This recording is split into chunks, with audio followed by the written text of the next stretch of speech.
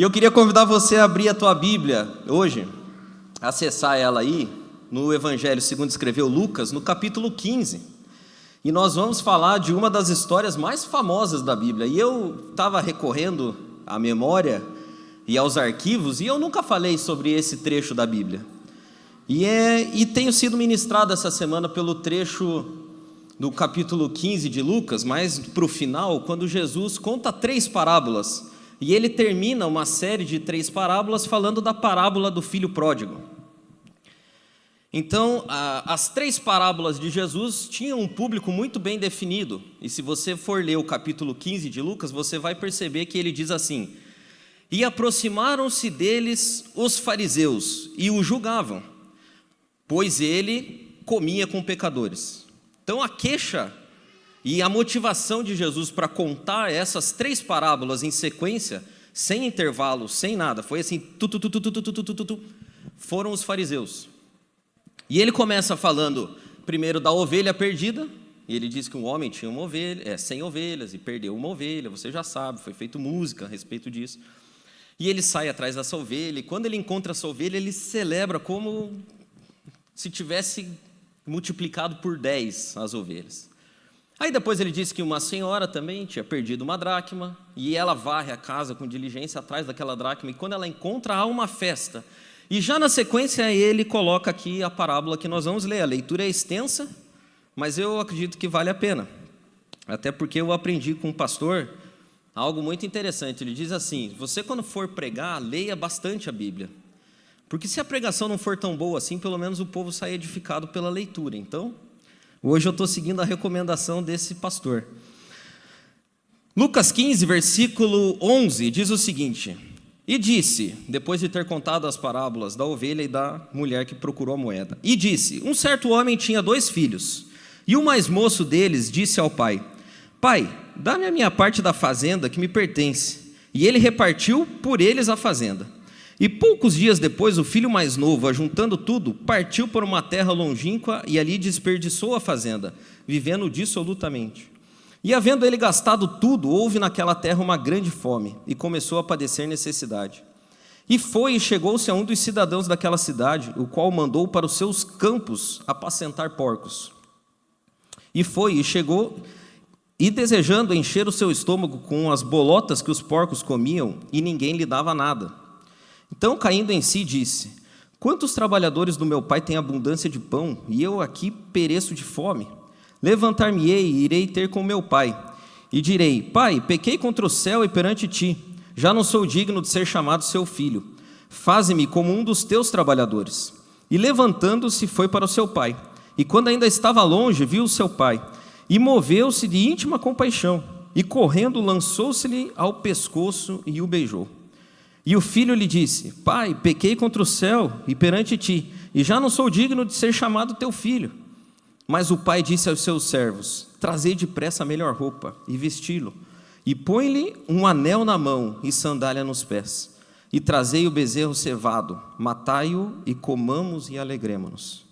Porque este meu filho estava morto e reviveu, tinha se perdido e foi achado, e começaram uma grande festa.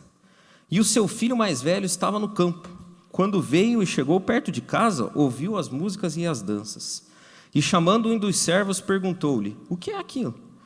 E ele lhe disse: veio teu irmão, e o teu pai matou o bezerro cevado, porque o recebeu são e salvo.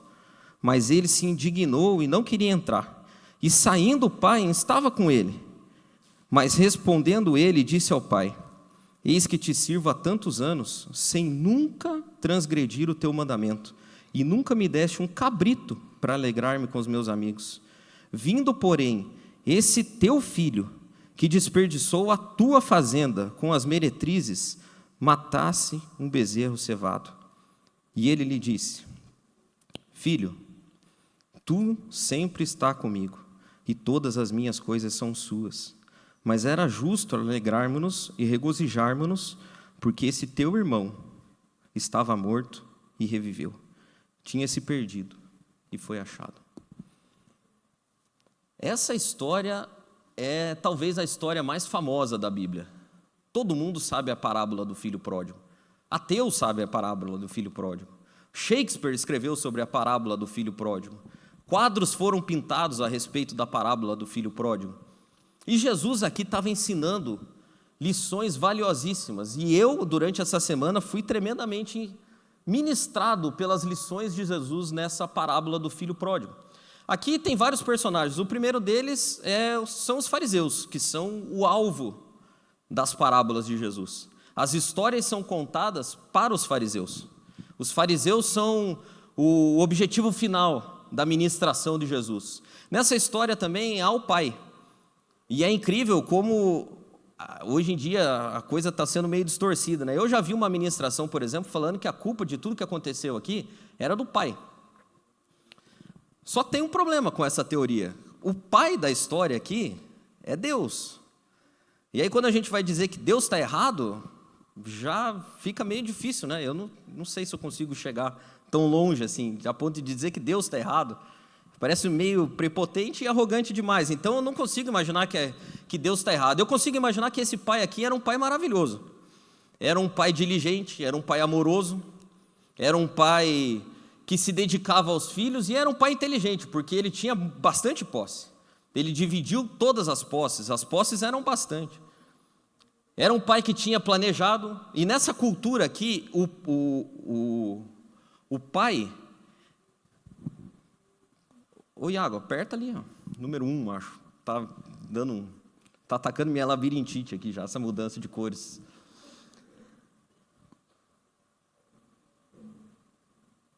Ou só deixa essas aí, apaga aquelas. Enfim, o pai era um cara bom, era um cara que tinha todo interesse em fortalecer a família, tinha interesse em planejar para a família, quem sabe ele estava guardando posses para que a posteridade, sabe aquela coisa assim? Eu quando vejo as meninas eu penso assim, puxa, eu queria tanto que a vida delas fosse boa. O que eu faço hoje que refletisse para elas e para os meus netos e para todo mundo? Eu imagino que esse pai aqui era esse tipo de gente. Era alguém que queria essas mesmas coisas. Mas ele tinha 2 filhos, que são os outros personagens. Então, o primeiro são os fariseus, o segundo é o pai, e há mais 2 personagens nessa história. O primeiro é o filho rebelde. O filho rebelde, ele faz uma coisa que é absolutamente impensável para aquela cultura. Porque ele desonra o pai dele de uma forma tão efetiva e tão escancarada, que numa cultura como aquela, ele não teria recebido a parte dele na herança. Sabe o que teria acontecido com ele? Ele teria recebido uma bela de uma surra, para começar, né? Não menos importante, primeiro a surra, e depois da surra, ele teria sido mandado embora sem nada, porque se nós formos ver o que aquele cara fez e o que ele era naquela época, esse jovem ali, é o que acontece hoje. Porque hoje o que mais nós temos são pessoas maduras fisicamente, mas absolutamente imaturas, tanto espiritualmente como emocionalmente. Gente que destrói famílias porque não tem maturidade suficiente para entender as coisas. Filhos que destroem a família porque são crianças em corpos de adultos. Hoje tem aos montes, e era exatamente assim que esse menino era, porque a Bíblia diz que ele chega um dia para o pai, e a leitura que eu faço é a seguinte, ouvindo a história, tá? Agora é a interpretação minha. Ele chega para o pai dele e fala assim, pai, para mim bom mesmo era que o senhor tivesse morrido, era o que eu gostaria que tivesse acontecido. Se o senhor morresse, para mim seria a melhor coisa que me poderia acontecer. Mas parece que o senhor vai demorar para morrer, né? Porque está forte que nem um touro. Então vamos fazer o seguinte, vamos parar de fingir que eu gosto de ficar aqui e me dá a minha parte, hein? Me dá a minha parte e eu vou vazar, porque para mim a vida boa não é essa vida aqui. A vida contigo não é boa, e o senhor não morre, então, né? Terrível. Esses dias a Maria disse que sonhou que eu tinha morrido, e ela disse que ficou desesperada no sonho dela. Eu fiquei feliz, né? Porque se eu morro e ela fica desesperada, é bom. Mas esse cara aqui não, esse cara aqui estava dizendo assim, pai, eu queria que você tivesse morrido, mas você não morre nunca, então me dá a minha parte. E o pai, surpreendentemente, não dá uma surra nele. O pai faz o seguinte, pois bem, meu filho, vou liquidar as posições que temos na Bolsa de Valores e em breve lhe darei o dinheiro. E o pai dava parte dele. Se você for estudar aqui, você vai perceber que ele tinha direito a 1/3 da herança da família, porque ele era o mais novo. O irmão mais velho tinha direito a 2/3. O irmão do meio, que é o meu caso, provavelmente não tinha direito a nada. Então, o irmão do meio nunca tem direito a nada, né? O irmão do meio só se lasca. Mas o filho mais velho tinha direito a 2/3 do dinheiro, e o mais novo a 1/3. E ele pega esse 1/3 dele e vai embora. Vai embora. Porque esse também é característica de gente imatura. Gente imatura, emocionalmente e espiritualmente, acha que dá conta da vida. Mas a vida bate em gente imatura. E talvez a forma mais eficiente de um filho rebelde aprender é apanhando da vida. Quando a gente é adolescente, a gente tem aquele ímpeto de fazer as coisas. Quando chegam os primeiros boletos para pagar, a gente já começa a ver que a coisa não é bem assim mesmo. Que a conta de luz não é barata, a conta de água não é barata. E esse cara aqui, a Bíblia diz que ele gastou o dinheiro. Gastou. Então a gente tem um dinheiro de um pai que investe com diligência, que cai na mão de um babaca, com o perdão da palavra, e que gasta todo o dinheiro. Gasta. Eu fico imaginando se fosse hoje. O cara pega a herança, né? O herdeiro pega a herança e sai por aí. E é balada, e é cruzeiro do Neymar, e é isso, e é aquilo, e é Xbox, e é não sei o que e tal. Só que a Bíblia também diz que há uma grande fome naquela cidade, naquela região. Crise. E eu fico pensando nesse cara vendendo as coisas. E aí um dia ele vai na loja e vende isso, vende aquilo outro. E ele chega a tal ponto que ele quer comer a comida de porco. E eu fiquei pensando como isso deveria ser terrível para esse cara aqui. Para um judeu viver no meio dos porcos seria o cúmulo da humilhação. Ele deveria ser judeu, né? Filho de judeu, judeuzinho é. E ele deveria ser judeu e vivia com porcos. Cara, consegue imaginar quão terrível era isso? Eu acho que essa, de fato, foi a coisa que mais chamou a atenção. Ele falou, cara, mas não é possível, eu estou vivendo com porco. E o pior, eu quero comer a comida do porco. E ninguém me dá. Ninguém me dá. Ele falou, cara, na casa do meu pai tem. Então ele começou a ensaiar um discurso. Eu vou voltar para lá. Eu vou voltar para lá. Eu vou voltar para lá. E a Bíblia diz que ele começa o caminho de volta. Descalço, fedorento, com fome. Eu fico imaginando que ele já estava meio desnutrido, deve ter saído de lá meio fortinho, já voltou para lá só o pó da rabiola. Magro, desesperado, e ele vai, ensaiando. E eu fiquei pensando como seria a vida desse pai durante esse tempo. Porque naquela região, provavelmente ele não deve ter ido completamente para longe. E eu fiquei pensando porque a Bíblia diz que quando o pai o viu, saiu correndo atrás dele. O que quer dizer que o pai estava esperando pelo retorno dele.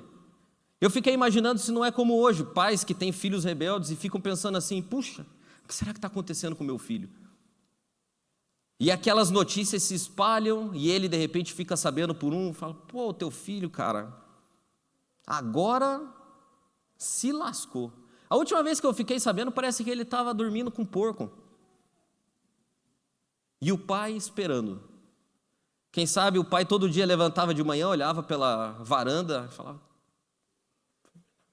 acho que não, hoje não é hoje ainda. Eu estou no campo trabalhando, será que não aparece agora? Aquela expectativa de que quando chegasse em casa, quem sabe o filho estivesse lá para o almoço. E eu imagino que esse pai viveu assim, porque a Bíblia diz que quando aquele menino decide voltar para casa e aparece longe, a Bíblia diz que esse pai o enxerga. E é tão incrível que eu sou pai, tenho o privilégio de ser pai, a gente conhece o nosso filho de longe.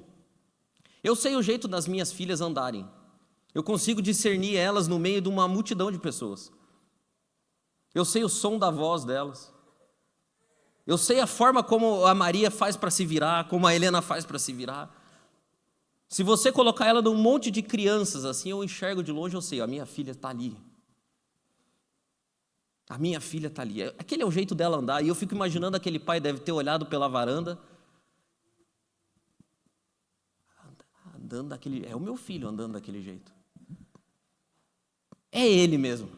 E eu fiquei essa semana pensando nessa cena e imaginando um velho respeitado, com aqueles vestidos que a gente vê no The Chosen, porque eles andavam de vestido, levantando assim, segurando, que nem uma criança, e saindo correndo. Homens naquela posição não correm. Homens respeitados como aquele pai não saem correndo igual criança. Mas aquele pai não está nem aí, ele sai correndo. E eu fico imaginando, se eu sou o filho, eu ia pensar assim, meu Deus, será que ele vai me bater? Ou será que ele não esperou nem eu chegar lá, porque ele está com tanta raiva? O que está acontecendo? E a hora que aquele homem chega, o filho diz, pai, eu pequei contra o senhor. E eu fico imaginando que aquele pai fala, não, pode parar. Não precisa. Não precisa falar mais nada. Ei, vocês que estão aí, tragam roupa, traz anel, traz um sapato novo. Esse meu filho estava morto e reviveu. Matem um bezerro e nós vamos nos alegrar. Meu irmão, se quando você ouve isso, não desperta em você um desejo de dizer, Deus, muito obrigado pela tua graça maravilhosa. Tem alguma coisa errada comigo, com você? Porque o que esse pai fez aqui é exatamente o que Deus faz por mim e faz por você todo dia. Esse cara era comum. Lembra Esaú, quando Jacó foi encontrar com Esaú, ele falou, olha, eu vou levar uns presentes, eu vou trazer alguma coisa para tentar aplacar a fúria do meu irmão. Esse menino aqui chega de mão vazia. Exatamente igual eu e você, a gente chega de mão vazia e recebe tudo de graça. É absurda a graça de Jesus para nós. Aquele homem criou um precedente para aquela comunidade que é absurdo. Não pode fazer isso. Não pode tratar com graça a pessoa que não merece. Não pode. Não pode. Aquele homem era o senhor da terra. Provavelmente os outros agora tinham que fazer a mesma coisa que ele fez. Olha o que ele faz. Ele fala assim, me tragam um anel. Um anel significava o seguinte, ó, quem tem esse anel aqui pertence a um certo grupo de pessoas. Sabe o cartão do banco com uma senha? Ele pegou para aquele menino que tinha desperdiçado tudo e deu o cartão de novo, black, sem limite para ele, ó, pode ir no banco, apresenta o anel, saca. O nome da família. Ele calçou os pés daquele menino. Sabe quem andava descalço naquela cultura? Escravos. Pessoas indignas. Aquele menino deve ter vindo por uma estrada de chão, cheia de excremento de animal, devia estar com o pé sujo. Ele falou, pega o melhor sapato que tem. É incrível o que esse homem fez. É incrível o que ele fez.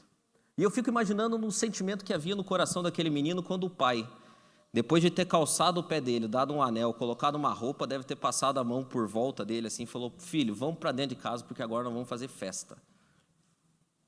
Que coisa maravilhosa. Essa semana eu orei a Deus e falei assim, Deus, eu quero viver com esse sentimento no coração. Eu não sei exatamente o que esse menino estava sentindo nessa hora da história, mas é isso aí que eu queria sentir. Esse senso de que eu sou alcançado por uma graça tão profunda e tão maravilhosa, que eu só consigo dizer, obrigado, pai. Ele deve ter dito isso, obrigado, pai. Eu não esperava isso aí, estava esperando tomar uma surra, sei lá o que eu estava esperando, trabalhar. Mas agora aí, eu já estou com o cartão de novo, que benção, festa para mim, que maravilhoso, que maravilhoso. O problema é que é nessa hora que a história muda, porque diferente das outras duas histórias, nas outras duas histórias, a hora que a festa acontecia, a história acabava. O homem encontra a ovelha e faz uma grande festa, e a história acaba. A mulher varre a casa diligentemente, encontra a moeda, há uma grande festa e a história acaba. Nesse caso, o filho perdido vai, gasta tudo que tem, volta para casa, o pai se alegra, há uma grande festa, mas a história não acaba. A história não só não acaba, como é introduzido um novo personagem nessa história. E esse personagem é o filho mais velho. E o filho mais velho, eu penso que estava chegando do trabalho, imagina assim a cena, finzinho de tarde, o pai estava ali, viu o filho, aí está começando a escurecer e o filho mais velho voltando do campo e começa a sentir o cheiro de churrasco. Quarta-feira, churrasco? Não tem, né? Música, alegria, luzes coloridas piscando. E aquele menino fala assim, o que está acontecendo? O pai morreu, será? Ele deve ter pensado. Vamos fazer festa porque o pai morreu, porque ele também queria que o pai dele morresse, ele só não falava, mas ele queria. E não, o servo fala, teu irmão, cara, lembra do teu irmão? Oh, sou motivo de piada, aquele infeliz leva o mesmo sobrenome que eu? Eu sempre brinco com o Guilherme, eu falo, cara, você tem o mesmo nome que eu, cara, você toma cuidado, mesmo sobrenome, não vá fazer burrice por aí. Aquele cara leva o mesmo sobrenome que eu, sou motivo de chacota por causa dele, é lógico que eu me lembro. Então, ele voltou, mas eu vou moer ele no cacete. Então, não vai dar. Porque o teu pai achou ele antes, deu anel para ele, deu roupa para ele, deu sapato para ele, e tá vendo o cheiro de churrasco? É o bezerro gordo que nós estávamos guardando aqui para o Natal, o teu pai decidiu agora mesmo, quarta-feira de abril, matou para o teu irmão. Cara, o cara virou Satanás. Se havia uma personificação de Satanás aqui, virou esse menino aqui. A Bíblia diz que ele se indignou, tá? A gente leu aqui, ele ficou indignado a ponto do seguinte, eu não vou comer esse churrasco aí, cara, porque não é possível. Não vou. E ele fica de fora da casa. E o que a Bíblia diz que o pai dele fez? A mesma coisa que fez para o irmão mais novo dele, foi atrás lá dele. O irmão mais velho, não sei o nome, né? Tinha que ter nome, né? Irmão mais velho, filho, vamos entrar a comer, cara. A resposta do rapaz para o pai dele foi a pior possível. Eu fico pensando que deve ter sido mais ou menos assim. Você é louco, cara? Você bateu com a cabeça, você é retardado? Esse teu filho aí, ó, raiva, vermelho. Se ele tivesse aqui, eu ia matar esse desgraçado agora, na burdoada, matar ele a beliscão para ele aprender. Mas você, cara, pelo amor de Deus, cara, você bebeu, o que aconteceu com você? O cara desperdiçou tudo, esse infeliz, e eu estou aqui trabalhando que nem um escravo para você, você nunca me deu nada. Nem um cabrito, e aí você matou o nosso boizinho do Natal para dar para esse infeliz. Eu não vou entrar em lugar nenhum, vá para o inferno você também. Deve ter sido assim, não foi amigável. Ele não falou para o pai dele assim, pai querido, anos aqui que eu estou trabalhando com o Senhor e, puxa, eu gostaria de ter um bezerrinho para celebrar com os amigos. Raiva, ressentimento, mágoa. E ali ele demonstrou porque o pai dele falou assim, cara, vamos celebrar com o teu irmão. Ele falou assim, eu não vou. É como se o pai dele estivesse falando, se sou eu ia falar assim, mas filho, vamos fazer o seguinte então, por mim, cara, por mim. E aí, esse irmão mais velho, ele mostra de fato quem ele é bem nessa hora, porque o pai dele falando assim, cara, vamos entrar lá por mim, cara. Ele fala assim, eu não vou. É como se ele estivesse dizendo, eu sou igual ao meu irmão, cara, eu queria que você tivesse morrido. Mas você não morre, eu estou aqui te servindo porque eu tenho esperança de que quando isso aí acontecer, eu vou receber os dividendos. Agora sim, eu tenho meus planos, eu tenho meus interesses, não imagine que eu amo você não, cara. Eu não amo você. Eu quero a minha parte. Assim, eu estou aqui suportando, mas amar, não. E sabe que hoje nós vivemos no mundo, e a igreja, a sociedade, todo mundo está meio que dividido nessas duas qualidades de pessoas. De um lado nós temos os rebeldes, e do outro lado nós temos os religiosos. Pessoas que usam a Deus, cada um à sua maneira, mas que não amam a Deus. A gente vê gente rebelde que acha que está certo, e gente religiosa que também acha que está certo. E no meio disso tudo, Jesus está contando a parábola e dizendo assim, cara, vou dizer um negócio para vocês, está todo mundo errado, viu? Não tem ninguém certo. Eu tenho um quadrinho que é fácil da gente se qualificar aqui nele. Eu fiquei pensando qual que eu sou. E eu acho que eu sou a pior categoria de pessoas, porque eu preencho qualidades dos dois lados. Eu chuto com as duas pernas aqui, nos rebeldes e nos religiosos. E é interessante que a gente pede para as pessoas nos classificar, ela fala, você é esse tal coisa aí, viu? Eu perguntei essa semana para uma pessoa, eu falei, você acha que eu sou rebelde ou sou religioso? Você é rebelde, hein? Ué, você é rebelde. E eu falo, não, mas eu acho que eu sou religioso. Daí, dali um pouco, eu acho, não, acho que eu sou um pouco rebelde também. Eu acho que eu sou tudo. Mas os rebeldes, de maneira geral, são progressistas. Aquelas pessoas que falam assim, não, as coisas precisam evoluir. Você já viu gente que fala assim, em pleno século XXI, ano de 2024, você ainda pensa assim? Só que as pessoas falavam a mesma coisa quando eu era criança nos anos 90. Meu Deus, década de 90, você ainda pensa assim? Os caras do primeiro século deviam falar assim, cara, nós somos modernos, Império Romano, anos 100, você ainda está pensando assim? Sempre o momento que a gente vive vai parecer muito perfeito e progressista. A gente tem que evoluir. E os caras que são religiosos, já não, eles pensam que a gente tem que ser tradicional. O negócio é tradicional, é fazer as coisas do mesmo jeito. É bem liberal, acha que existe toda forma de amor é válida e que não importa o que aconteça, você tem que amar e não sei o que. O cara fala, não é por aí não, cara. As coisas são conforme elas são, precisam seguir um regulamento. O progressista e o rebelde é normalmente meio imoral, assim, a moral para ele é meio cinza, não é nem tanto lá, nem tanto cá. Para o religioso, não. Para o religioso, a moral é algo fundamental, é inegociável, não tem jeito de você ser de Deus e ser, assim, cinza. Os rebeldes sempre são desobedientes. Eles têm aquele espírito de Che Guevara. Sabe qual é o espírito de Che Guevara? O Che Guevara dizia o seguinte, se há governo, eu sou contra.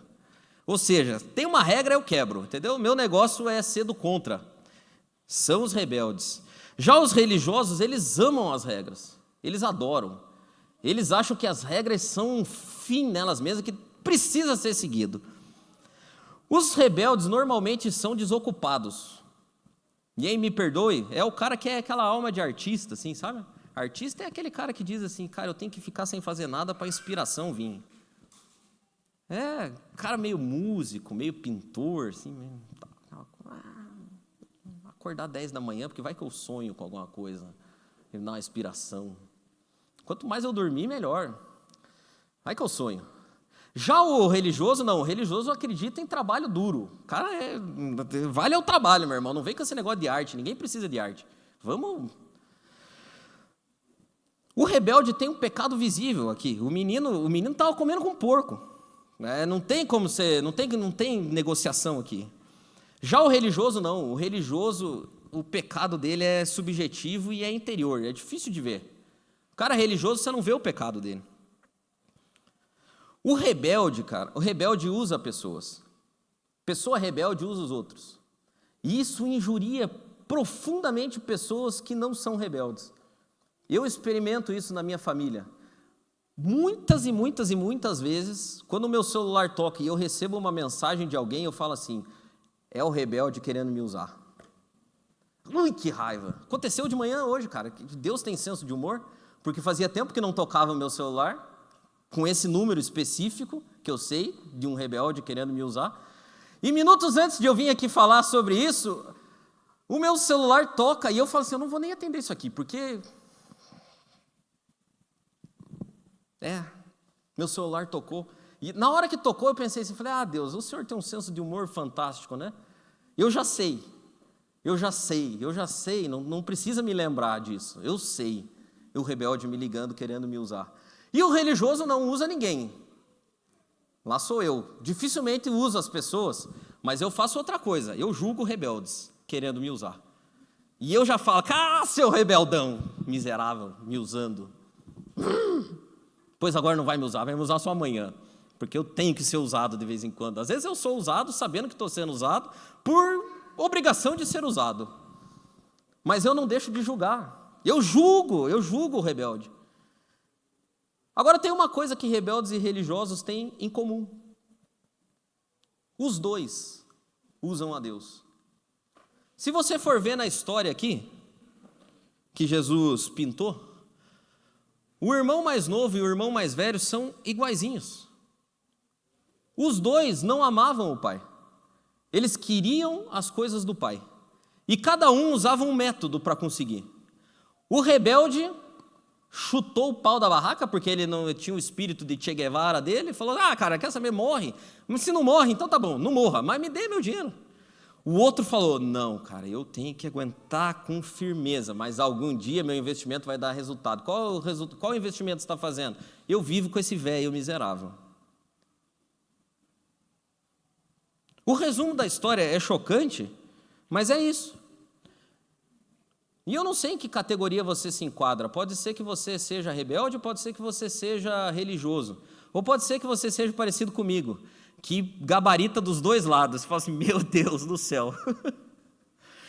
Que coisa terrível, estou gabaritando tudo. Mas eu acho, falando agora fora de brincadeira, que nós aqui, a maioria de nós, se parece mais com os religiosos. Né? A gente se parece mais com o religioso. A gente está tentando fazer a coisa certa. E você sabe que os religiosos, eles têm uma forma de enxergar a vida que não é fácil de viver. Porque os religiosos enxergam a vida com base naquela doutrina de Deuteronômio capítulo 28. Sabe o que Deuteronômio capítulo 28 fala? Fala o seguinte, se atentamente, tem uma música, se atentamente ouvir a Deus e os mandamentos seus obedecer. Aí, afinou? Tenho chance no coral. O Senhor, meu Deus, vai me exaltar sobre todas as nações onde eu passar. Eu não vou correr atrás de bênçãos, porque eu sei que elas vão me acompanhar. Essa é a forma de um religioso enxergar a vida. Um religioso acredita que se ele fizer tudo direito e jogar o jogo conforme as regras, Deus vai abençoar ele. E aí também tem Deuteronômio 29, que se você não obedecer, as maldições vão vir, tal. O problema disso tudo aconteceu no Salmo 73, porque o Salmo 73 fala de Asaf, que era um cara que aos olhos dele era justo, e um dia ele disse que entrou no templo com raiva de Deus, e falou assim, Deus, o Senhor é bom, mas eu mesmo estou desviando, viu? Porque olha, eu vejo a prosperidade dos ímpios, nada vai mal para eles, eu não consigo entender. Um religioso tem dificuldade de entender a vida. Porque a vida não é desse jeito de Deuteronômio 28. Se fosse assim, era fácil. Às vezes, pessoas que fazem tudo direito são acometidas por desgraças. Só que o religioso tem dificuldade de enxergar isso. O religioso entra no templo também e fala, Deus, não é possível. O que o Senhor está fazendo? Por que as coisas dão errado para mim? E lá no fundo, se a gente vive a nossa vida pautada pela moral, imaginando que vai pagar dividendos para a gente em tempo oportuno, a gente está usando Deus exatamente do mesmo jeito que o filho mais novo usou. E sabe qual é o resultado disso? O resultado é que a gente vai viver numa vida amargurada, triste, rancorosa. E eu separei aqui, para falar rapidamente com vocês, alguns sintomas de uma vida religiosa. O primeiro sintoma dele é bem evidente, quando a gente vai ver na parábola do filho pródigo, a gente vê que a raiva tomou conta daquele rapaz. E esse é o sinal mais evidente, assim, o primeiro que aparece quando a gente vive uma vida religiosa. Se você percebe, a fala dele está carregada de raiva. E para quem enxerga a vida com essa perspectiva de Deuteronômio 28, essa perspectiva do irmão mais velho, a raiva é um elemento presente com bastante frequência. Porque assim, quando você está fazendo a tua parte, né, você sabe que você está fazendo a tua parte, e as coisas começam a dar errado para você, você fica com raiva de Deus. E aí você diz assim, Deus, não é? Deus, o pai da história aqui é Deus, né? Não é isso que o menino está fazendo para ele, olha... Eu nunca desobedeci, eu estou aqui todo o tempo. Eu estou com raiva de você. Aí quando você sabe que você não está fazendo a coisa certa, que você está aqui do outro lado, e as coisas começam a dar errado para você, você já pensa assim, nossa, cara, é porque também, né? Olha aí. Era para eu ter feito, não fiz, eu estou, né, desse jeito, tem esses pecados aqui que ninguém sabe, Deus sabe, eu sei também... E eu não consigo me livrar, e cara, e daí a coisa está dando errado, é por isso. E daí você fica com raiva de quem? Você fica com raiva de você, porque você fala assim, cara, a culpa é tudo minha mesmo. O problema não é Deus, o problema sou eu, e aí eu estou com raiva. Ora eu estou com raiva de Deus, porque eu estou fazendo as coisas certas, e nada dá certo, e ora eu estou com raiva de mim, porque eu sei que eu deveria fazer as coisas certas, e não estou fazendo, e daí eu não consigo fazer também, e daí eu fico com raiva de mim, e fico culpado, e fico tudo. E tem um outro cenário que é pior ainda, porque tem hora que você nem sabe se você está fazendo a coisa certa, se você não está. Aí você começa a orar para Deus. Deus, o Senhor sabe que se tem alguma coisa aí, o Senhor mostre. É tipo o salmista, Salmo 139, que ele fala assim, veja, Deus, aí se há alguma coisa errada. Sonda-me, Senhor, e me conhece. Conhece o meu coração. Veja se há algum caminho mau e me leva pela vereda da justiça. Significa o seguinte, Deus, o Senhor sabe, né? Vê aí, me mostra aí, me leva pelo caminho, mas me livra dos inimigos, pelo amor de Deus. E aí tem hora que você fica assim, tem hora que você está com raiva de Deus, tem hora que você está com raiva de você, tem hora que você está com raiva de você e de Deus, e dos outros também, e de todo mundo, porque você é um religioso. Você é um religioso, você acha que Deuteronômio 28 vai e as coisas acontecem, com base naquilo ali. Aí tem vezes que você está um pouquinho melhor, e quando você está um pouquinho melhor, aparece uma outra característica de irmão mais velho, que é desprezo. Desprezo. O cara aqui era debochado, né? Eu falo para as meninas que eu tenho raiva de deboche. Deboche me irrita. Quando eu começo a falar uma coisa séria e começam a debochar de mim, me irrita. E o cara aqui é debochado, porque quando o pai dele vai falar com ele, ele fala assim, esse teu filho aí, ó. Esse teu filho. E Deus depois ali, que é o pai da história, Jesus, o contador, fala assim, o teu irmão também, tipo, cara, vamos colocar as coisas no lugar aqui. Mas o cara olha para Deus e fala assim, esse teu filho aí, desperdiçou tudo. Tem gente que precisa dos caras meio ruim por perto. Porque o religioso, de forma geral, o irmão mais velho, ele tem o senso de valor dele alimentado e edificado por comparações. Pessoas religiosas normalmente se satisfazem por comparação. É o que esse cara aqui está fazendo. Ele não está tentando provar o valor dele com base nas coisas que o pai dele está dizendo para ele. Ele está tentando provar o valor dele com base nas coisas que o irmão dele fez. Esse teu filho aí desperdiçou tudo. É como se ele estivesse dizendo para o pai, olhe para mim, cara. Olha para mim. Olha para mim. E a forma como ele enxergava o pai dele, o irmão dele, com esse desprezo, com essa coisa, tudo, foi o que impediu ele de perdoar. Porque eu já falei aqui uma vez também, e essa história de que você tem que perdoar e fazer de conta que está tudo bem, isso aí é difícil, viu, irmão? Não é fácil, não. As pessoas falam assim, você tem que perdoar porque Deus perdoa você. Sim, Deus perdoa, a gente sabe disso, mas não significa que é fácil. E eu tenho uma figurinha aqui que é boa para isso. Além de não ser fácil, ainda é difícil. Tem coisa que não é fácil, e além de não ser fácil, é difícil ainda. Porque quando a gente perdoa uma pessoa, a gente tem que assumir o custo por aquilo ali. E era o que esse irmão mais velho aqui tinha que fazer, ele tinha que assumir o custo. Para ele ia custar. Ia custar. Ia custar de novo 1/3 da parte dele do dinheiro. E quando uma pessoa magoa você e você precisa perdoar ela, custa também para você. Você tem que assumir aquele prejuízo ali. Se alguém quebrou alguma coisa tua, você tem duas opções. Ou você exige que a pessoa pague de volta, ou você perdoa ela e fica sem a coisa. Não tem outra opção. E na vida é assim também. E esse irmão aqui não conseguiu perdoar, porque o perdão tem um custo. E tem mais, a gente também não consegue perdoar ninguém enquanto a gente se sente superior a ele. Porque uma coisa é assim, eu consigo perdoar pessoas que são explosivas, que respondem rápido e que distratam os outros e fala tudo que vem na cabeça. Consigo perdoar gente assim, sabe por quê? Porque eu sou assim. Eu sou assim.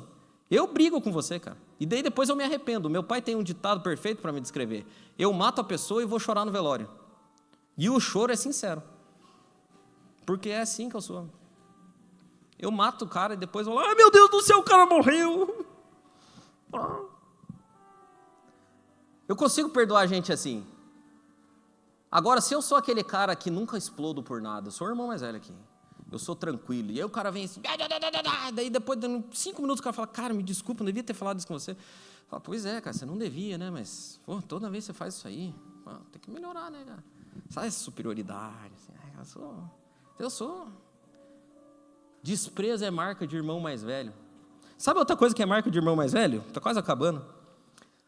Um certo senso assim de superioridade. Essa coisa assim de... Quando você perdoa há muito tempo uma pessoa, várias vezes pela mesma coisa, a tendência é que você desenvolva isso. Cara, ok, vou lhe perdoar de novo. Tá. Mas na próxima vez você não faz isso aí? Tá.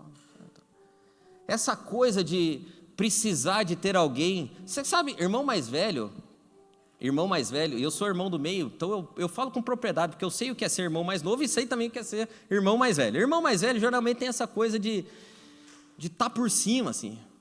E pessoa que tem esse sentimento de estar por cima e tem esse senso de superioridade, gosta de gente problemática por perto. Gosta porque quanto mais problemático for esse meu irmão mais novo aqui, mais maravilhoso eu serei. Então esse cara aqui é bom para mim. Uma vez eu fiquei chocado, cara. Eu fui visitar uma casa de recuperação de drogados. E conversando lá com a pessoa que cuidava da casa, eu perguntei para ele, falei, cara, qual que é a dificuldade aí de vocês, a maior dificuldade aí? Sabe o que ele me respondeu? Várias vezes a nossa maior dificuldade são os pais dos drogados. Que culpa o cara tem? O cara já está ferrado, né? Pensei eu na hora, né? Coitado, ser pai de um dependente químico não é fácil. O cara já está lascado, que culpa que o coitado tem? Foi a primeira coisa que eu pensei. E ele falou assim, tem pais, eu perguntei para ele por quê, né? Ele disse, tem pai que a vida dele gira em torno do problema do filho. O senso de valor dele está com base no problema do filho dele. Aí ele traz o menino para cá e o menino está se recuperando. Só que ele não tem mais nada. A vida dele era aquele problema ali do filho. E quando o problema está acabando, ele fala, cara, irmãos mais velhos que nutrem sentimento de superioridade precisam de pessoas problemáticas por perto. Para a gente dizer assim, eu nunca desobedeci. Eu nunca desrespeitei. Eu não sou que nem esse teu filho aí. O nosso senso de valor não é estabelecido pelo que Deus fala a nosso respeito, ele é estabelecido pelo que os outros fazem. A gente vai viver na vida com base no que os outros estão dizendo, estão fazendo. Uma última característica é que na vida de irmãos mais velhos, normalmente falta alegria e sobra medo.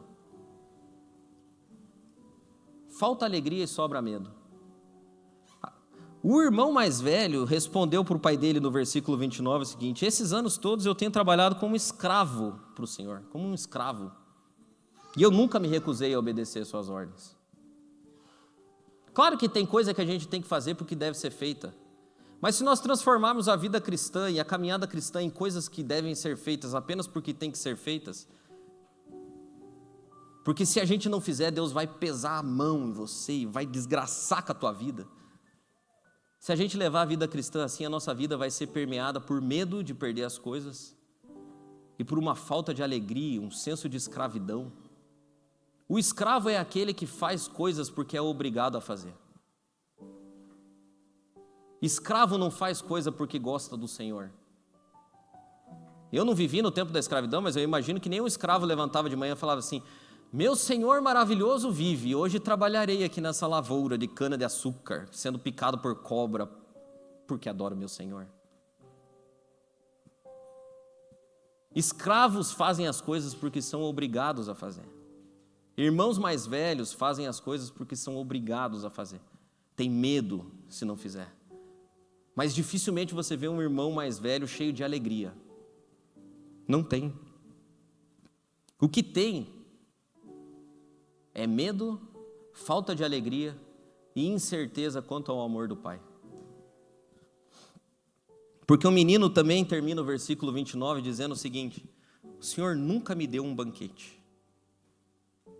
Esses anos todos que eu estou aqui, o Senhor nunca me deu um banquete. Nunca.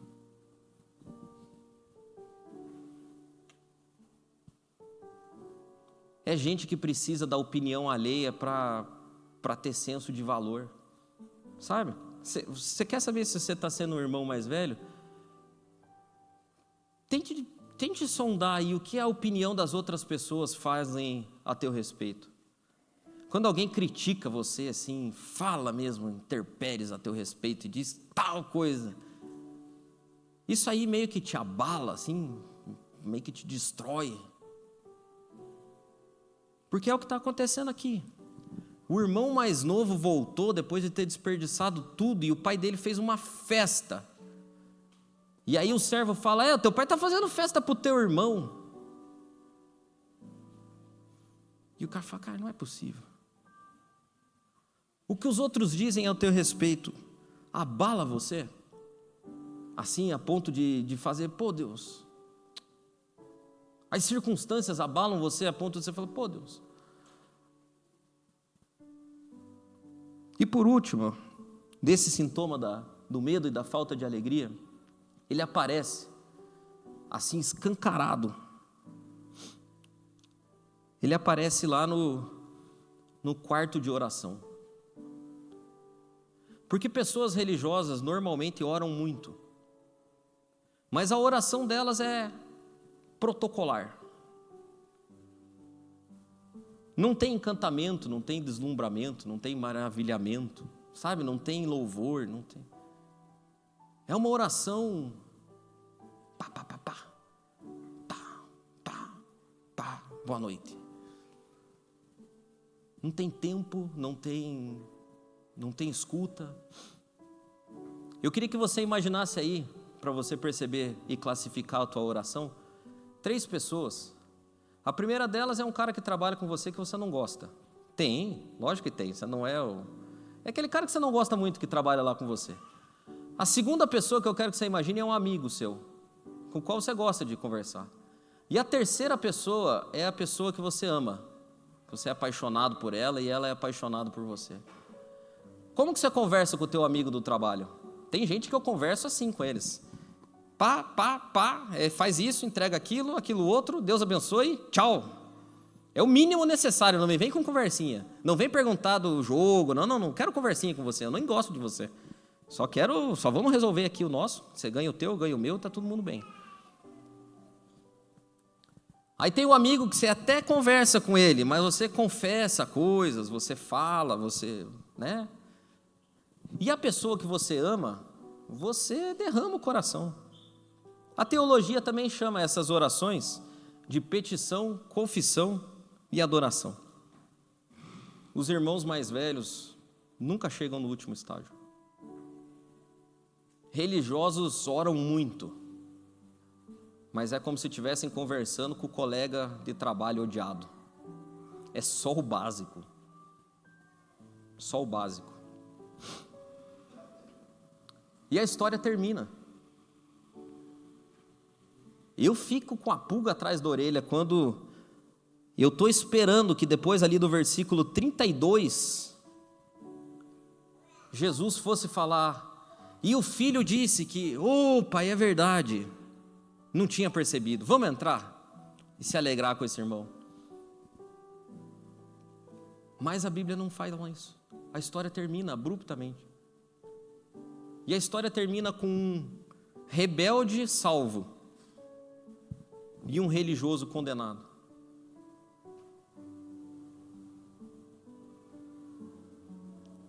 A pergunta para mim, durante essa semana, e que eu quero colocar agora para você também, porque eu não quero sofrer sozinho.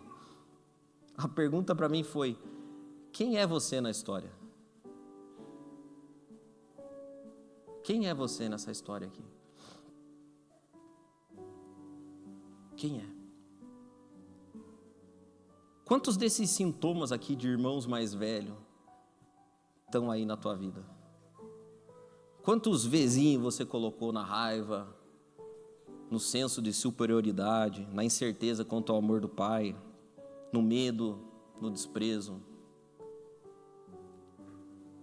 E a parte mais doída, enquanto eu pensava nisso aqui tudo, para mim, a parte mais doída foi o finalzinho ali do capítulo. Quando, ao ser insultado pelo irmão mais velho, a palavra do pai é branda e escancara o meu coração. Deus da história disse o seguinte para o irmão mais velho: você está sempre comigo. Tudo que eu tenho é teu.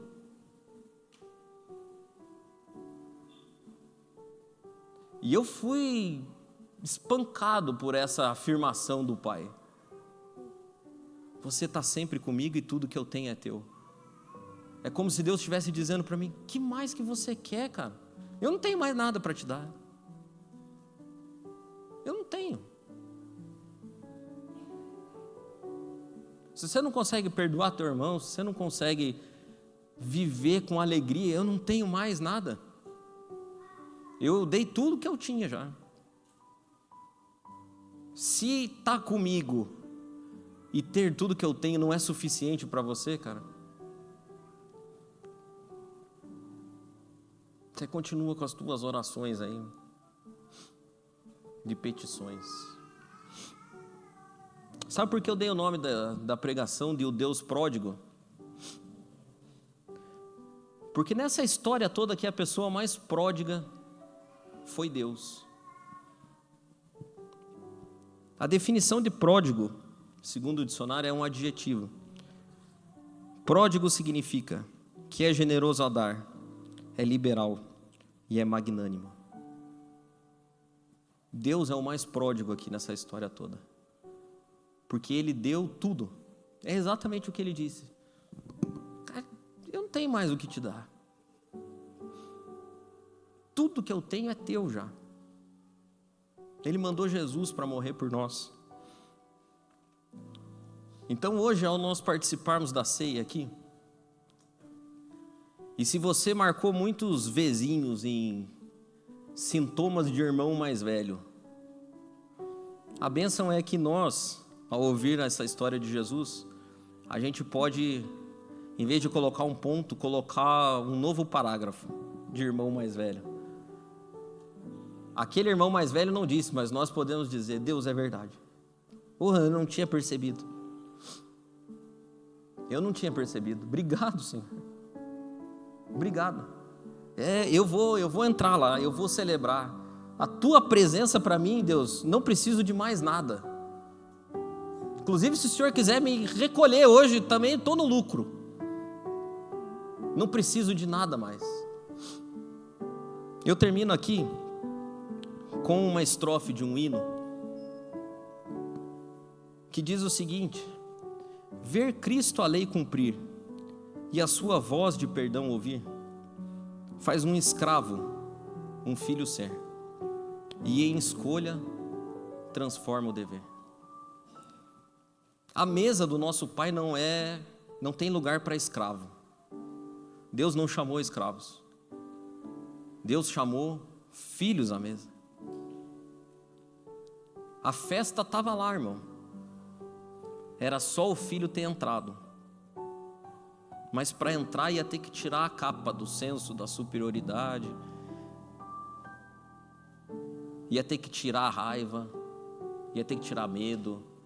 Ia ter que vestir capa de alegria, de perdão. E a mesa continua aqui. Às vezes a gente não participa da festa e não tem a alegria de Deus, porque a gente está emburrado do lado de fora, como irmãos mais velhos. Hoje Deus está dizendo para mim, dizendo para você o que Ele disse lá: você está sempre comigo, cara. Tudo que eu tenho é teu. É só você sentar. E eu queria convidar você a ficar de pé.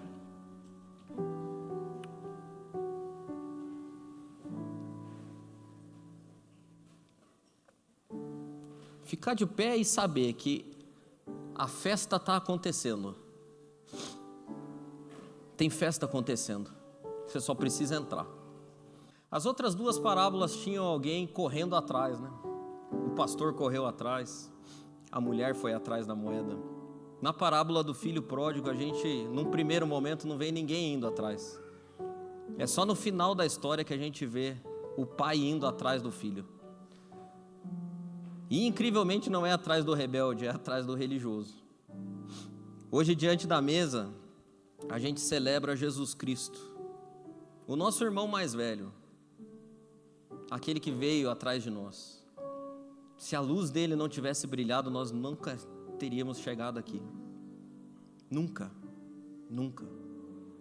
Por isso hoje, os irmãos vão distribuir a ceia, você pega e espera para que nós ceiamos juntos. Mas o meu desejo, a minha oração durante essa semana e hoje para você é que ao tomar esse pão e esse cálice, você que pode ser encontrado talvez como eu, do lado de fora da casa, meio bicudo, não endureça o coração, irmão. Entre para a festa. Que ao tomar o cálice na mão, ao tomar o corpo de Jesus na mão, você fale assim: Deus, é verdade. Obrigado. Eu recebo o meu irmão mais novo. Eu recebo os rebeldes. Eu vou fazer festa com ele. Não me deixa ficar aqui do lado de fora, Deus. Obrigado por ter vindo me buscar. Eu também mereço estar fora da festa. Não fosse pelo Senhor, nada disso teria sentido. Então, enquanto você pega aí esse pão, esse cálice, espera, eu desejo muito que você ore assim. Desejo de verdade que você ore assim. Porque Jesus não veio salvar rebeldes. Jesus veio salvar todo mundo. Eu sou rebelde, sou religioso. Talvez você é só rebelde, talvez você é só religioso. Mas o corpo e o sangue deles nos purificam de todo pecado. Nenhuma condenação há para aquele que está em Cristo Jesus. Você só precisa entrar para a festa, irmão. Então hoje aqui está o pão e o vinho, eles vão distribuir, você toma e espera um pouco e nós vamos ceiar juntos. Eu vou orar pelos elementos. Pai, obrigado, Senhor, pelo teu corpo, pelo teu sangue derramado por nós, pela tua graça, Deus, que nos alcançou como alcançou aquele rebelde, quando não merecíamos e ainda não merecemos, Deus. Mas obrigado pela tua graça que abre os nossos olhos também de irmãos mais velhos. Hoje nós colocamos aqui, Senhor, os elementos da ceia que representam o teu corpo e o teu sangue derramado lá na cruz. E nós pedimos, ó Pai, que a tua bênção invada o nosso coração, que ministre o teu Espírito Santo a nós, ó Pai, que nos traga a festa, Senhor, que nos leve, Senhor, de volta para o teu colo, de volta para o deslumbramento, Senhor Deus, para o maravilhamento de estar na tua presença.